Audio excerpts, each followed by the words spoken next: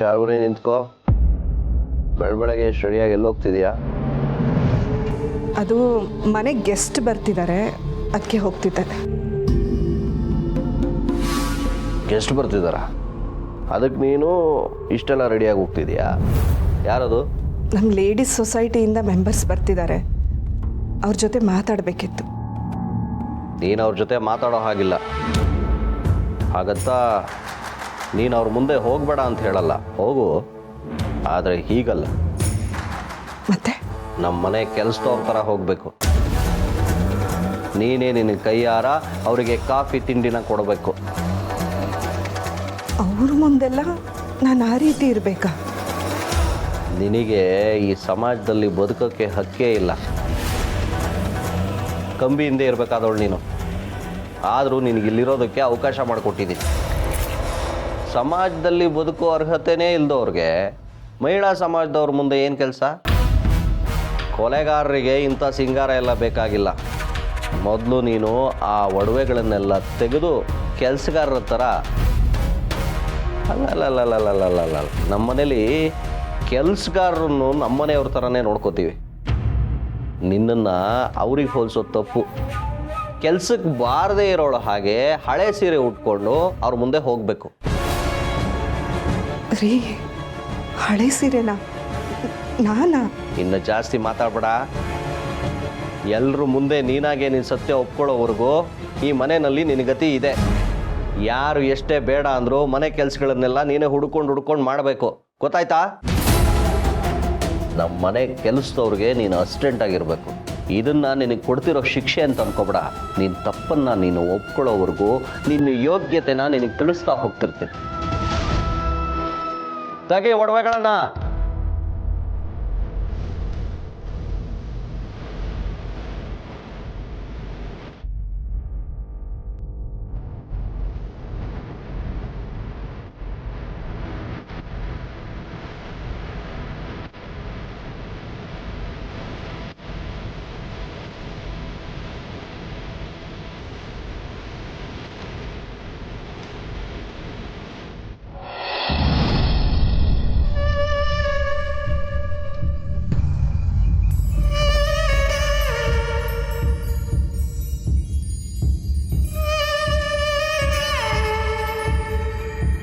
ಯಾರಮ್ಮ ನೀನು? ಹೊಸ್ದಾಗಿ ಕೆಲ್ಸಕ್ಕೆ ಸೇರ್ಕೊಂಡಿದ್ಯಾ? ಕಸ ಗುಡಿಸ್ತಾರದು ಕಾಣಿಸ್ತಾ ಇಲ್ವಾ? ಅಲ್ಲ ಅಮ್ಮ, ನೀವೆಲ್ಲ ಇದನ್ನ ಯಾಕೆ ಮಾಡ್ತಿದ್ದೀರಾ? ಕೊಡಿ ಇಲ್ಲಿ. ಅದೆಲ್ಲ ನಿನಗೆ ಬೇಡ, ನಿನ್ನ ಕೆಲಸ ನೀನು ಮಾಡ್ಕೊ. ಅಲ್ಲ ಅಮ್ಮ, ಮನೇಲಿ ಯಾರಾದರೂ ನೋಡಿದ್ರೆ? ನಿನ್ನ ಕೆಲಸ ನೀನು ನೋಡ್ಕೊ ಅಂತ ಹೇಳಿದ್ನಲ್ಲ, ಹೋಗು.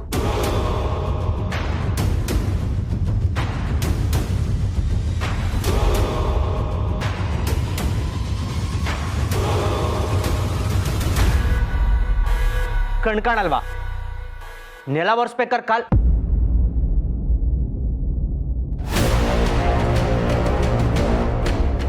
ಚಿಕ್ಕಮ್ಮ ನೀವ್ಯಾಕೆ ಇದನ್ನೆಲ್ಲ ಮಾಡಬೇಕು? ಶಾರ್ವರಿ, ಮನೆ ಒರ್ಸೋಕ್ಕೆ ಕೆಲಸದವ್ರು ಇದ್ದಾರೆ, ನೀನು ಯಾಕೆ ಇದೆಲ್ಲ ಮಾಡ್ತಿದ್ಯಾ? ಅಣ್ಣ,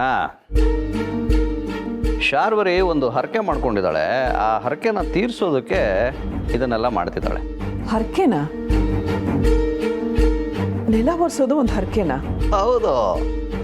ಮನೆ ಒರೆಸೋದು, ಮನೆ ಕೆಲಸಗಳನ್ನೆಲ್ಲ ಮಾಡೋದು, ಡಯಟ್ ಮಾಡೋದು, ದೊಡ್ಡವರ ಸೇವೆ ಮಾಡೋದು, ಇನ್ನೂ ಏನೇನೆಲ್ಲ ಇದೆ ಆ ಹರಕೆಲಿ. ವಿಚಿತ್ರವಾಗಿದೆಯಲ್ಲ, ಅಂಥ ಹರಕೆ ಯಾವುದು ಡ್ಯಾಡ್? ಯಾವ ಹರಕೆನೂ ಇಲ್ಲ, ಏನೂ ಇಲ್ಲ. ಹಾಗೆ ಮನೆ ಕೆಲಸ ಮಾಡಬೇಕು ಅನ್ನಿಸ್ತು, ಅದಕ್ಕೆ ಮಾಡ್ತಿದ್ದೀನಿ. ಅದೇ ಯಾಕೆ? ಇದ್ದಕ್ಕಿದ್ದ ಹಾಗೆ ಮನೆ ಕೆಲಸ ಮಾಡಬೇಕು ಅಂತ ಯಾಕೆ ಅನ್ನಿಸ್ತು ನಿಮಗೆ? ಅದು ಯಾಕೆ ಅಂತ ನಾನು ಹೇಳ್ತೀನಿ. ಮಹೇಶ, ಏನೇನೋ ಹೇಳಬೇಡ. ನೀನೇ ಸುಮ್ಮನೆ ಹರಕೆ ಅದು ಇದು ಅಂತ ಏನೇನೋ ಹೇಳ್ತಾ ಇದ್ದೀನಿ. ಇಲ್ಲ ಅಣ್ಣ, ಶಾರ್ವರಿ ಈ ಕೆಲಸಗಳನ್ನೆಲ್ಲ ಮಾಡಲಿ ಬಿಡು. ಮನೇಲಿ ಆರಾಮಾಗಿ ತಿಂದು ಕೊಬ್ಬು ಜಾಸ್ತಿ ಆಗಿದೆ.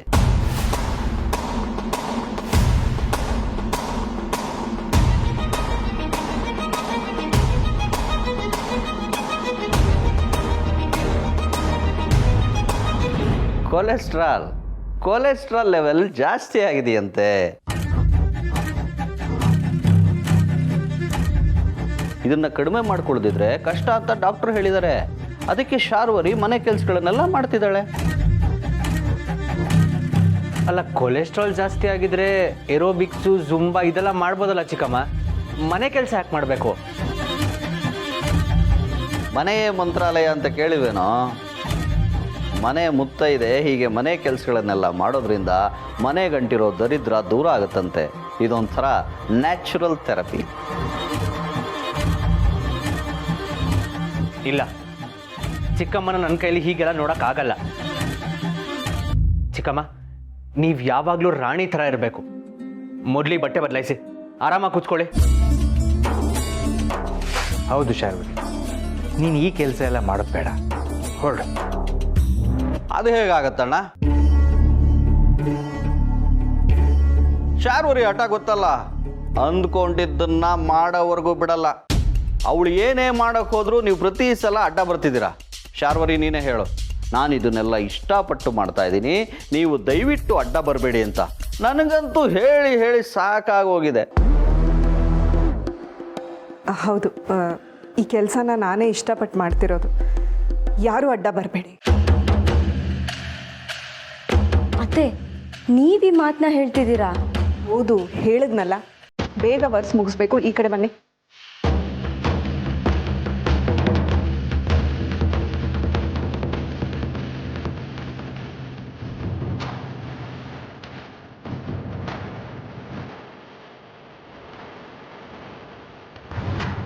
ಇಲ್ಲ, ನೀವಾಗ ಇಷ್ಟಪಟ್ಟು ಈ ಕೆಲಸಗಳನ್ನೆಲ್ಲ ಮಾಡ್ತಿಲ್ಲ. ಯಾರೋ ನಿಮ್ಮನ್ನ ಈ ಗತಿಗೆ ತಂದಿದ್ದಾರೆ. ಎಲ್ಲೋ ಏನೋ ತಪ್ಪಾಗಿದೆ.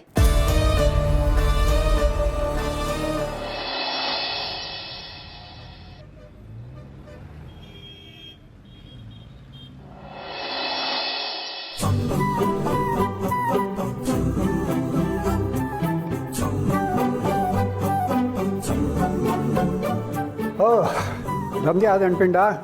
ಏಯ್ ಸೋಗ್ಲಾಡಿ, ಇನ್ನೊಂದು ಲೋಟ ಕಾಫಿ ತಗೊಂಡು ಬಾ, ನಿನ್ನ ಗಂಡ ಬಂದಿದ್ದಾನೆ. ಹೇಗಿದೆ ದೊಡ್ಡವ್ರ ಮನೆ ಸಹವಾಸ? ಅದು ಹೆಸರಿಗಷ್ಟೇ ದೊಡ್ಡ ಮನೆ, ಇರೋರೆಲ್ಲ ಸಣ್ಣ ಜನನೇ. ಏಯ್,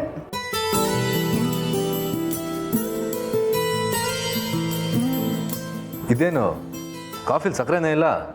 ಅಯ್ಯೋ ಸಾರಿ ಸಮರ್ಥ, ಇವರಿಬ್ಬರಿಗೆ ಅಂತ ಕಾಫಿ ಮಾಡಿದೆ. ನೀನು ಬಂದಿರೋದು ಗೊತ್ತಾಗದೆ ನಿನಗೂ ಅದೇ ಕಾಫಿ ತಂದ್ಬಿಟ್ಟೆ. ಇರು, ಸಕ್ಕರೆ ತರ್ತೀನಿ. ಏನು ಬೇಡ ಬೈಲಿ, ನಾನು ಹೊಟ್ಟೆ ಹಸಿತಾ ಇದೆ, ಊಟನೇ ಹಾಕಿ ನಡಿ. ಬಾ.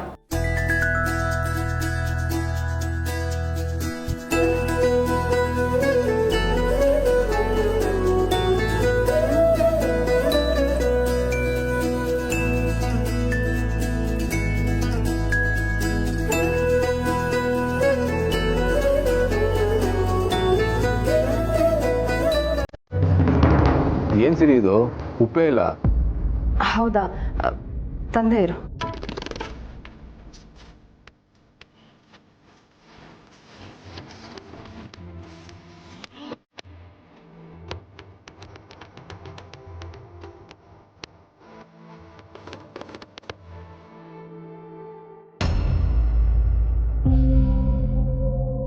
ಏನಾಗಿದೆ ಸಿರಿ?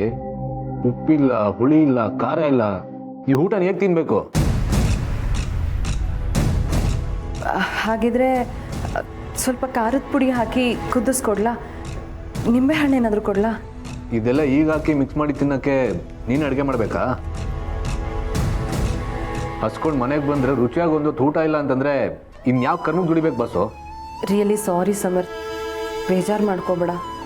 ಕೆಲ್ಸಕ್ಕೆ ಹೋಗ್ತಾ ಇದ್ದೀನಿ ಅಲ್ವಾ, ಅಡುಗೆ ಮಾಡೋಕ್ಕೆ ಟೈಮ್ ಸಿಗಲಿಲ್ಲ. ಅರ್ಜೆಂಟ್ನಲ್ಲಿ ಏನೋ ಮಾಡಿಬಿಟ್ಟೆ. ಇವತ್ತು ಒಂದಿನ ಅಡ್ಜಸ್ಟ್ ಮಾಡ್ಕೊ. ಏನು ಕೆಲಸ ಮಾಡಿದ್ರೇನು, ಎಷ್ಟು ದುಡಿದ್ರೇನು, ರುಚಿಯಾಗಿ ಒಂದು ಊಟ ಇಲ್ಲ ಅಂತಂದಮೇಲೆ ಆ ಕೆಲಸ ಯಾರಿಗೆ ಬೇಕು? ಇನ್ನೇನು ಕೆಲಸ ಮಾಡೋದು ಬೇಡ ಬಿಡು. ಹಾಗೆಲ್ಲ ಅನ್ಕೊಳಕ್ಕಾಗಲ್ಲ ಸಮರ್ಥ್. ಈಗ ಸ್ವಲ್ಪ ಅಡ್ಜಸ್ಟ್ ಮಾಡಿಕೊಂಡ್ರೆ ತಿಂಗ್ಳಿಗೊಂದು 10,000 ಸಿಗುತ್ತೆ. ಒಂದು 3 ಲಕ್ಷದ ಚೀಟಿ ಹಾಕಿದ್ರೆ 3 ತಿಂಗಳಿಗೆ ಎತ್ಕೊಂಡು ಅದನ್ನು ಯಾವುದಕ್ಕಾದರೂ ಬಳಸ್ಕೋಬೋದಲ್ವಾ?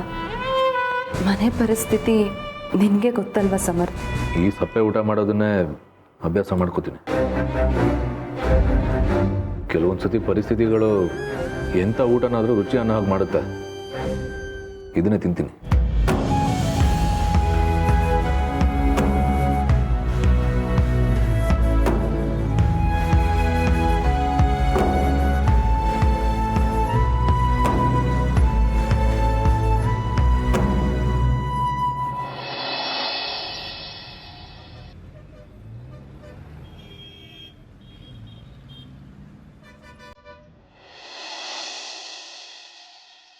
ಯಾಕೆ ನಮ್ಮನೆ ಮಹಾಲಕ್ಷ್ಮಿ ಮೌನವಾಗಿ ಕೂತಿದ್ದಾಳೆ?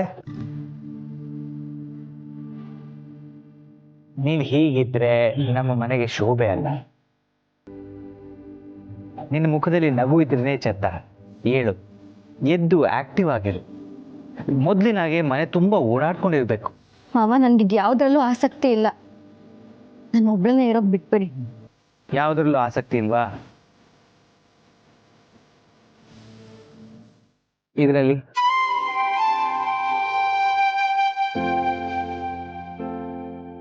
ಇದನ್ನ ನೀನು ಕಾಲಿಗೆ ಕಟ್ಕೊ. ಆಮೇಲೆ ನಿನಗೆ ಆಸಕ್ತಿ ಇಲ್ಲ, ಉತ್ಸಾಹ ಇಲ್ಲ ಅಂದರೆ ನಾನು ನಿನಗೆ ಬಲವಂತ ಮಾಡೋದಿಲ್ಲ. ಇಲ್ಲ ಮಾವ, ನನಗಿದು ಬೇಡ. ಹೇಳಿದ್ನಲ್ಲ, ಕಾಲಿಗೆ ಕಟ್ಕೊ. ಆಮೇಲೆ ಬೇಡ ಅನ್ಸಿದ್ರೆ ತೆಗ್ದು.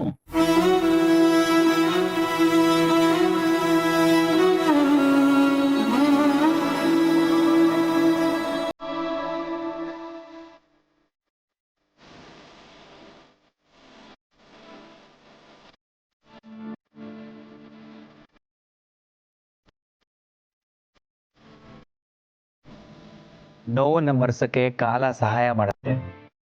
ನಿನ್ನ ಕಾಲಿಂದ ಬರುವ ಗೆಜ್ಜೆ ಸದ್ದು ಆ ನೋವನ್ನ ಬೇಗ ಮರೆಸುತ್ತೆ.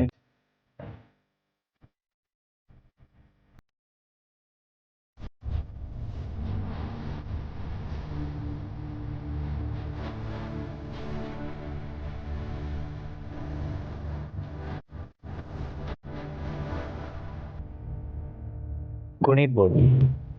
ನಿನ್ನ ಮನಸ್ಸಿಗೆ ಸಮಾಧಾನ ಆಗೋವರೆಗೂ ಕುಣಿ. ದುಃಖ ತಗಿ ಮನಸ್ಸು ಹಗುರ ಆಗೋವರೆಗೂ ಕುಣಿ.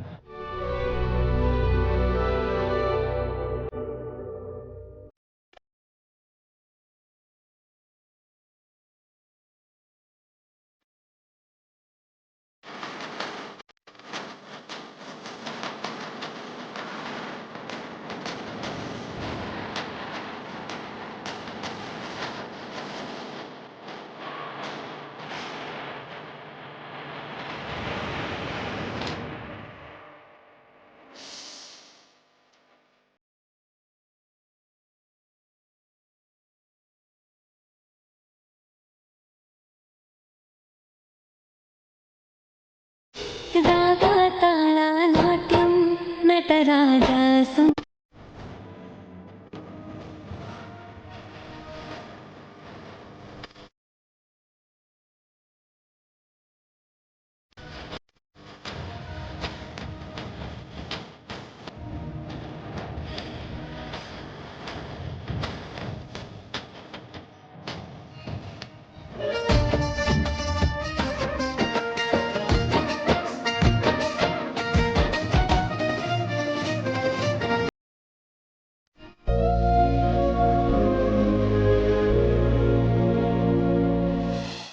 ಅಭಿ, ಎಲ್ಲ ವಿಷಯನೂ ನಂಗೆ ಗೊತ್ತಾಯಿತು. ಈ ಮನೆಯಲ್ಲಿ ಏನೇನು ನಡೀತಿದೆ ಅಂತ ದೀಪಿಕಾ ಡೀಟೇಲಾಗಿ ಹೇಳಿದ್ಲು. ಅದಕ್ಕೆ ಇಮಿಡಿಯೇಟಾಗಿ ನಾನೇ ಬಂದ್ಬಿಟ್ಟೆ. ಡ್ಯಾಡ್, ನೀವು ಬಂದಿದ್ದು ನಮಗೆಷ್ಟು ಸಮಾಧಾನ ಆಯಿತು ಗೊತ್ತಾ? ಈ ಮನೆಯಲ್ಲಿ ಎಲ್ಲರೂ ಇದ್ದು ಯಾರೂ ಇಲ್ಲದೆ ಇರೋ ಹಾಗೆ ಬದುಕ್ತಿದ್ದೀವಿ ನಾವು. ಎಲ್ಲರೂ ನಮ್ಮನ್ನು ಎಷ್ಟು ನೆಗ್ಲೆಕ್ಟ್ ಮಾಡ್ತಿದ್ದಾರೆ ಗೊತ್ತಾ? ಅಭಿಗಂತೂ ಈ ಮನೇಲಿ ಸ್ವಲ್ಪನೂ ಬೆಲೆ ಇಲ್ಲ. ಹೀಗಾಗಬಾರ್ದಾಗಿತ್ತು. ಮನೆ ಮಗನ್ನ ಈ ಥರ ತೊಳಿತಾರೆ ಅಂದರೆ ನಂಗೆ ತುಂಬ ಬೇಜಾರಾಗ್ತಿದೆ. ಇನ್ನು ಅನುಭವಿಸ್ತಿರೋ ಅಭಿಗೆ ಎಷ್ಟು ಕಷ್ಟ ಆಗಿರ್ಬೋದು. ಅಭಿಗಂತೂ ತುಂಬ ಬೇಜಾರಾಗಿದೆ ಡ್ಯಾಡ್. ಈ ಮನೇಲಿ ನಾವು ಯಾರಿಗೂ ಬೇಡವಾಗ್ಬಿಟ್ಟಿದ್ದೀವಿ. ಯಾಕೆ ಹೀಗೆಲ್ಲ ಮಾತಾಡ್ತೀಯ ಅಭಿ? ಈ ಮನೇಲಿರೋರಿಗೆ ನೀನು ಬೇಡವಾಗಿರ್ಬೋದು, ಆದರೆ ನನಗೆ ನೀನು ಭಾಳ ಮುಖ್ಯ. ನಿಮ್ಮ ಅಪ್ಪಂಗೆ ನಿಮ್ಮ ಅಣ್ಣ ಇದ್ದಾನೆ, ನನಗೆ ನನ್ನ ಮಗಳಿಗೆ ನೀನೇ ಆಧಾರ. ಅಭಿ, ನಾವು ಏನೇ ಮಾಡಿದ್ರು ಎಲ್ಲ ನಿನಗೋಸ್ಕರನೇ. ಥ್ಯಾಂಕ್ಸ್ ಪಪ್ಪ. ದೀಪಿಕಾ ಹೇಳ್ದಾಗೆ ನನಗೆ ಯಾರೂ ಇಲ್ವೇನೋ ಅಂತ ಭಯ ಆಗಿತ್ತು. ನಾನು ಬದುಕಿರೋವರೆಗೂ ಆ ಭಯ ಬೇಡ ಅಭಿ. ಇವ್ರು ಯಾರೇ ಕೈ ಕೊಟ್ಟರು ನಾನು ನಿನ್ನ ಜೊತೆ ಇರ್ತೀನಿ. ದುಡ್ಡಿನ ವಿಷಯ ಆಗಲಿ, ಮನೆ ವಿಷಯ ಆಗಲಿ, ಬಿಸ್ನೆಸ್ ವಿಷಯ ಆಗಲಿ, ನೀ ಯಾತ್ರಲ್ಲೂ ತಪ್ಪು ಮಾಡಲ್ಲ, ನನ್ನ ನಂಬಿಕೆ ಇದೆ.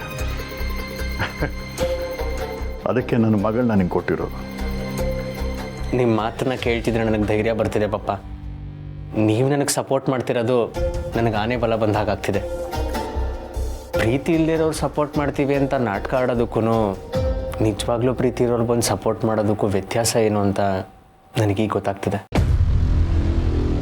ಡ್ಯಾಡ್, ಎಲ್ಲರೂ ಸೇರಿಕೊಂಡು ಅಭಿನ ಟಾರ್ಗೆಟ್ ಮಾಡಿದ್ದಾರೆ. ಮಾತಲ್ಲಿ ಮಾತ್ರ ಇವನ್ನ ಮನೆಯವರು ಅಂತಾರೆ, ಆದರೆ ಒಂದೊಂದು ಚಿಕ್ಕ ಚಿಕ್ಕ ವಿಷಯಕ್ಕೂ ಎಲ್ಲರೂ ಸೇರಿಕೊಂಡು ಇವನ ಮೇಲೆ ಜಗಳಕ್ಕೆ ಬೀಳ್ತಾರೆ.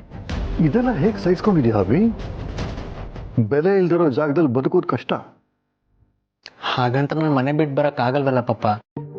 ಮನೆ ಬಿಟ್ಟು ಬಾ ಅಂತ ನಾ ಎಲ್ಲ ಹೇಳಿದೆ. ಇಲ್ಲೇ ಇದ್ದು ನಿನ್ನ ಬೆಲೆನ ನೀ ಪಡ್ಕೋಬೇಕು. ಅದು ಹೇಗೆ ಸಾಧ್ಯ ಡ್ಯಾಡ್? ಅಭಿಗೆ ಅವನ ಅಣ್ಣನೇ ಕೇರ್ ಮಾಡ್ತಾ ಇಲ್ಲ, ಇನ್ನು ಈ ಮನೇಲಿ ಅವನಿಗೆ ಬೆಲೆ ಸಿಗುತ್ತಾ?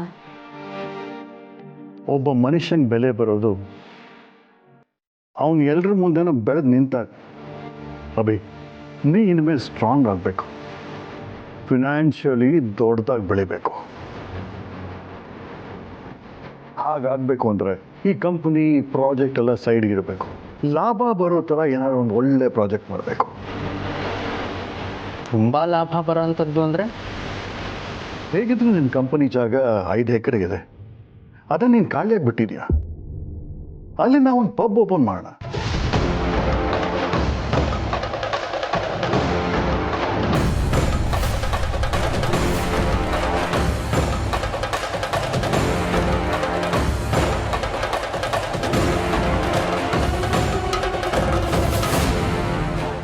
ಈ ಸಾರಿನ ನಮ್ಮ ಸಂಘದಲ್ಲಿ ಎಲೆಕ್ಷನ್ ನಡೀತಾ ಇದೆ, ಅದಕ್ಕೋಸ್ಕರ ಶಾರ್ವರಿ ಅವ್ರನ್ನೇ ನಮ್ಮ ಸಂಘಕ್ಕೆ ಪ್ರೆಸಿಡೆಂಟ್ ಮಾಡಬೇಕು ಅಂತ ಅನ್ಕೊಂಡಿದ್ದೀವಿ. ಅದ್ರ ಬಗ್ಗೆ ಮಾತಾಡಬೇಕು ಅಂತಾನೆ ಬಂದಿದ್ದೀವಿ.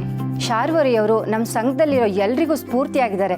ಅವ್ರು ಮಾತ್ರ ಅಲ್ಲ, ಈ ಮನೆ ಕೂಡ ನಮ್ಮ ಎಲ್ರಿಗೂ ಸ್ಫೂರ್ತಿಯಾಗಿದೆ. ಅದಕ್ಕೆ ಪ್ರೆಸಿಡೆಂಟ್ ಆಗಿರೋರು ಈ ಮನೆಯವರೇ ಆಗಿರಬೇಕು, ಅದರಲ್ಲೂ ನಮ್ಮ ಶಾರ್ವರಿ ಅವರೇ ಪ್ರೆಸಿಡೆಂಟ್ ಆಗಿರಬೇಕು ಅನ್ನೋದು ನಮ್ಮ ಎಲ್ಲರ ಆಸೆ. ನೀವು ನಮ್ಮ ಮನೆ ಮೇಲಿಟ್ಟಿರೋ ಗೌರವಕ್ಕೆ ತುಂಬ ಥ್ಯಾಂಕ್ಸ್. ಒಂದು ನಿಮಿಷ ಇರಿ, ಶಾರ್ವರಿ ಬರ್ತಾರೆ. ಮಹೇಶ, ಶಾರ್ವರಿಯಲ್ಲಿ? ಶಾರ್ವರಿ,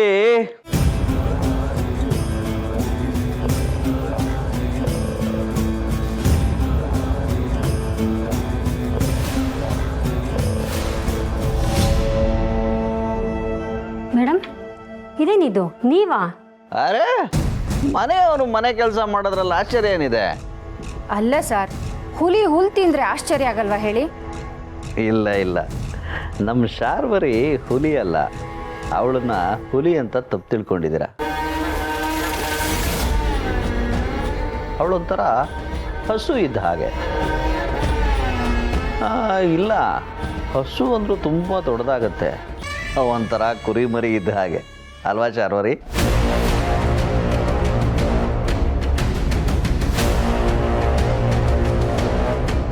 ಮಹೇಶ, ಸುಮ್ಮನೆ ಯಾಕೆ ಅವಳನ್ನು ಕೆಣಕ್ತೀಯ? ತಮಾಷೆ ಮಾಡೋಕ್ಕೂ ಹೊತ್ತು ಗೊತ್ತಿಲ್ವೇನಾ? ಪರವಾಗಿಲ್ಲ ಬಿಡಿ ಭಾವ, ನನಗೆ ಫ್ಯಾಮ್ಲಿಗಿಂತ ಮುಖ್ಯ ಯಾವುದೂ ಅಲ್ಲ. ಅದನ್ನೇ ತಮಾಷೆಯಾಗಿ ಹೇಳ್ತಿದ್ದಾರಷ್ಟೆ. ಅವಾ ಎಂಥ ಮಾತು ಹೇಳಿದೆ ಶಾರ್ವರಿ. ನಿಜ, ಫ್ಯಾಮಿಲಿಗಿಂತ ಯಾವುದು ದೊಡ್ಡದಲ್ಲ, ಯಾವುದು ಮುಖ್ಯನೂ ಅಲ್ಲ. ಹಾಗಾಗಿ ನಮ್ಮ ಶಾರ್ವರಿ ಅವಳಿಗೆ ಸಿಗೋ ಒಂದೊಂದು ಕ್ಷಣನೂ ಫ್ಯಾಮಿಲಿಗೋಸ್ಕರ ಡೆಡಿಕೇಟ್ ಮಾಡಬೇಕು ಅಂತ ತೀರ್ಮಾನ ಮಾಡಿದ್ದಾಳೆ. ಇಷ್ಟು ದಿನ ಅವಳು ಫ್ಯಾಮಿಲಿ ಜೊತೆ ಇದ್ದು ಇರೋಕ್ಕಾಗದೆ ಒದ್ದಾಡ್ತಿರೋದು ಸಾಕು. ಇನ್ಮೇಲೆ ಅವಳು 24 ಗಂಟೆನೂ ಮನೆಯವ್ರ ಜೊತೆ ಇದ್ದು ಮನೆಯವ್ರ ಸೇವೆ ಮಾಡ್ಕೊಂಡಿರ್ತಾಳೆ. ಹಾಗಾಗಿ ಈ ಸಲ ಅವಳು ನಿಮ್ಮ ಸಂಘಕ್ಕೆ ಅಧ್ಯಕ್ಷೆ ಆಗೋದಕ್ಕಾಗೋದಿಲ್ಲ.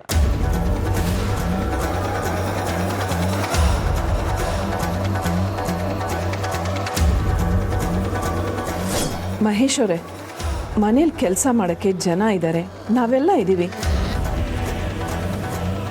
ಶಾರ್ವರಿ ಅವ್ರು ಹೀಗೆ ಮನೇಲಿರೋದಕ್ಕಿಂತ ಹೊರಗಡೆ ಓಡಾಡಿಕೊಂಡು ಸಂಘಕ್ಕೆ ಅಧ್ಯಕ್ಷೆ ಆಗಿರೋದೇ ಚಂದ. ಅದಕ್ಕೆ ಒಂದು ಹೆಣ್ಣಿಗೆ 100 ಸಂಘ ಸಂಸ್ಥೆಗಳು ಸಿಗ್ಬೋದು, ಆದರೆ ಮನೆ ಅಂತ ಸಿಗೋದು ಒಂದೇ. ಅವಳು ಮನೆನೇ ಮುಖ್ಯ ಅಂತಿರುವಾಗ ನೀವ್ಯಾಕೆ ಅವಳನ್ನು ಮನೆಯಿಂದ ಹೊರಗೆ ಹಾಕೋ ಮಾತಾಡ್ತೀರಾ? ಅಯ್ಯೋ, ನಾನು ಹಾಗೆ ಹೇಳಲಿಲ್ಲ. ಮತ್ತಿನ್ನೇ ಹಾಗೆ ನನ್ನ ಹೆಂಡತಿಗೆ ಜವಾಬ್ದಾರಿ ಹೊರಿಸಿ ಅವಳು ಹೆಗಲಿಗೆ ಭಾರ ಜಾಸ್ತಿ ಮಾಡಬೇಕು ಅಂತ ಪ್ಲ್ಯಾನ್ ಮಾಡಿದ್ದೀರಾ? ಅದೆಲ್ಲ ಆಗಲ್ಲ. ಸರ್, ಶಾರ್ವರಿ ಅವರು ಅಧ್ಯಕ್ಷೆ ಆಗಲಿಲ್ಲ ಅಂದರೆ ನಾವಿನ್ಯಾರನ್ನ ಆಯ್ಕೆ ಮಾಡೋದು? ನಿಮಗೆ ನಮ್ಮ ಮನೆ ಅಂದರೆ ಪ್ರೀತಿ, ವಿಶ್ವಾಸ, ಗೌರವ ಅಂತ ಹೇಳಿದ್ರಿ ಅಲ್ವಾ? ಹೌದು ಸರ್. ನಮ್ಮ ಮನೆಗೆ ಮುಖ್ಯಸ್ಥೆ ನಮ್ಮ ಅತ್ತಿಗೆ. ಹಾಗಾಗಿ ನಿಮ್ಮ ಸಂಘಕ್ಕೆ ಅವರನ್ನೇ ಅಧ್ಯಕ್ಷೆ ಮಾಡಿ.